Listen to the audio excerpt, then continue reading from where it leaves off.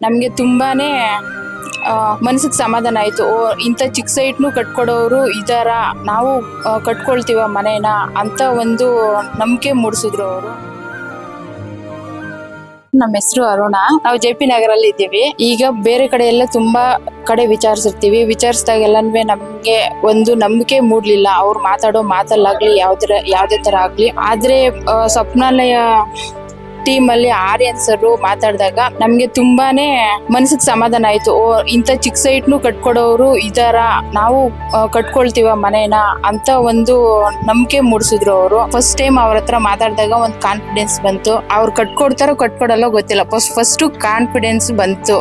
Confidence ಆಗಿ ಮಾತಾಡ್ಸಿದ್ರು, ಹೇಳಿದ್ರು ಈ ತರ ಇರುತ್ತೆ ಮ್ಯಾಮ್, ಈ ತರ ಇರುತ್ತೆ ಅಂತ ಅಂದ್ಬಿಟ್ಟು.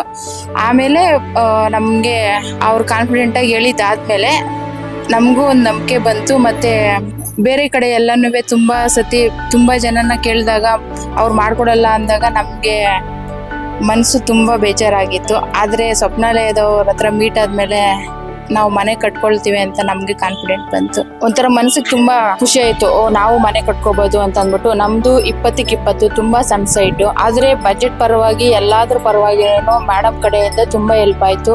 ತುಂಬಾ ಹೆಲ್ಪ್ ಮಾಡ್ತಾ ಇದ್ದಾರೆ. ತುಂಬಾ ಥ್ಯಾಂಕ್ಸ್ ಸ್ವಪ್ನಾಲಯ. ಒಬ್ಬೊಬ್ಬರಿಗೂ ತುಂಬಾ, ಅವ್ರ ಟೀಮ್ಗೆಲ್ಲ ತುಂಬಾ ಥ್ಯಾಂಕ್ಸ್.